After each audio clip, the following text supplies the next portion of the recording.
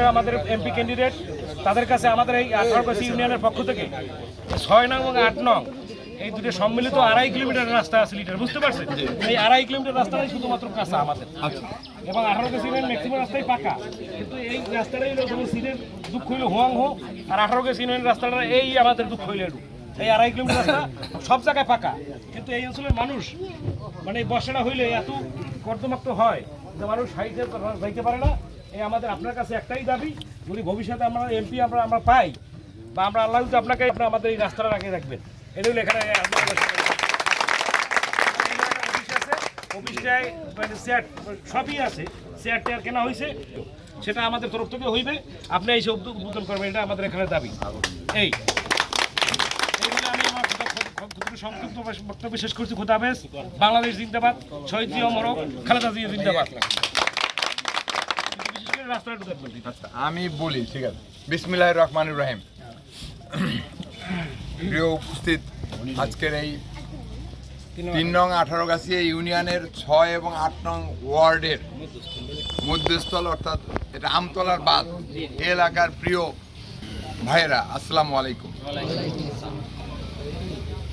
আমাদের গাজীপুরে যাওয়ার একটা প্রোগ্রাম ছিল সকাল থেকে, এবং আপনারা জানেন আপনার এই প্রোগ্রামে আসার কথা ছিল আমাদের 9:30টার দিকে, কিন্তু আমতলীতে একজন বয়োজ্যেষ্ঠ সিনিয়র বা নাগরিক জাহাঙ্গীর তালুকদার সাহেব মারা যাওয়ার কারণে ওই জানাজায় গিয়েছি, যে কারণে এই প্রোগ্রামটা একটু বিলম্ব হয়েছে। আর পাশাপাশি হলো আমার সাথে যে সফরসঙ্গী যারা রয়েছেন, যেমন আপনার এখানে রয়েছেন মাহবুল আলম শিকদার, উপজেলা বিএনপির যুগ্ম আহ্বায়ক, সিনিয়র যুগ্ম আহ্বায়ক যুবদল উপজেলা, মাইনুদ্দিন মামুন শিকদার উপস্থিত রয়েছেন, আব্দুর রাজ্জাক যুগ্ম আহ্বায়ক আমতলী উপজেলা যুবদল উপস্থিত রয়েছেন, পৌর বিএনপির যুগ্ম আহ্বায়ক মোহাম্মদ জামাল উপস্থিত রয়েছেন, পৌর বিএনপির যুগ্ম আহ্বায়ক জনাব ফরিদউদ্দিন মিলন উপস্থিত রয়েছেন, সাবেক আমতলী ছাত্রদলের সাবেক সভাপতি জনাব অ্যাডভোকেট নিজামুদ্দিন উপস্থিত রয়েছেন, আপনাদের এই পার্শ্ববর্তী ইউনিয়ন কুকুয়ার কৃতি সন্তান ঢাকায় প্র্যাকটিস করতেছেন অ্যাডভোকেট কাজী জসিমউদ্দিন উপস্থিত রয়েছেন, আমাদের এই এলাকার খুব কাছের ছোট ভাই নিজাম আমার প্রিয় মিরাজ মহসিন সহ আপনারা যারা রয়েছেন।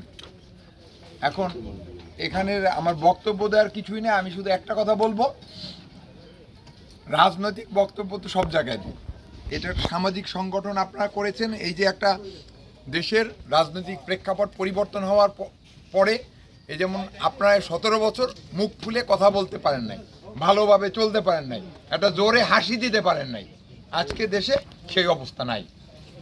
আজকে মন খুলে কথা বলবেন, সেই পরিবেশ বাংলাদেশে তৈরি হয়েছে ইনশাআল্লাহ। অতএব এই পরিবেশকে, মন খুলে কথা বলার পরিবেশকে আপনাকে ধারণ করার জন্য বা এই অবস্থানটাকে এগিয়ে নেওয়ার জন্য আপনাদের সবাইকে বিএনপির পতাকা তলে ঐক্যবদ্ধভাবে থাকতে হবে, এবং সেক্ষেত্রে ভবিষ্যতে আপনারা সবাই বিএনপির পতাকা তলে ঐক্যবদ্ধ থাকবেন। আপনারা একটা দাবি করেছেন, এই দাবিটা অত্যন্ত যুক্তিসঙ্গত। আমি বিশেষ করে নিজামকে বলবো এবং এই এলাকায় যারা আছেন নেতৃস্থানীয় রয়েছেন আপনাদের বলবো, আপনারা সম্ভব হলে কালকে একটা অ্যাপ্লিকেশন রেডি করেন, একটা অ্যাপ্লিকেশন রেডি করে নিয়ে আসেন, আমি টিওনো সাহেবের কাছে দেব, দেখি পরবর্তীতে হয়তো বাজেট দিলে উইদিন 6 মাস বা 1 বছরের মধ্যে আশা করি দেখি এটা আমরা একটা হেরিং বনের রাস্তা হয়, কারণ একবারে তো আর পিচ ঢালাই হবে না, প্রথমে হলো হেরিং বন হবে। তো এই জন্য নিজাম তোমাকে দায়িত্ব দিলাম, তুমি একটা অ্যাপ্লিকেশন রেডি করো, অ্যাপ্লিকেশন রেডি করে কালকের মধ্যে আমার কাছে প্লেস করো, আমি টিওনো সাহেবের কাছে এটা দিয়ে দেবো ইনশাল্লাহ। দিলে আশা করি আপনাদের আগামী ভাগ্য ভালো হলে 6 মাসের মধ্যে ওই রাস্তার কাজ শুরু হয়ে যেতে পারে, আর 6 মাসের মধ্যে না হলেও বছরখানের মধ্যে ইনশাল্লাহ কাজ, আগামী মৌসুমের মধ্যে ইনশাল্লাহ কাজ শুরু হবে আশা রাখি। একটি গণতান্ত্রিক প্রক্রিয়া দেশে চালু হবে, এবং সেই গণতান্ত্রিক প্রক্রিয়া ধারাবাহিকতা রক্ষা করার জন্য বাংলাদেশ জাতীয়তাবাদী দল বিএনপির বাইরে চিন্তা করার কোনো সুযোগ নাই।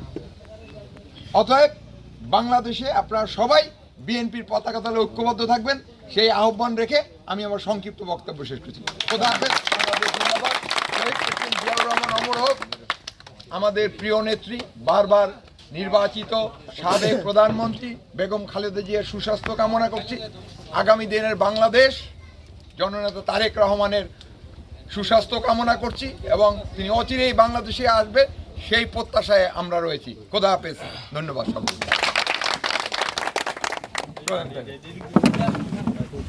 বাইরে বেশি করেন না, বাইরে তো ওই যে কোন সময় করে যান, করে একটু রোদ দিয়ে বাজার করলাম, নড়া করবে বাজার।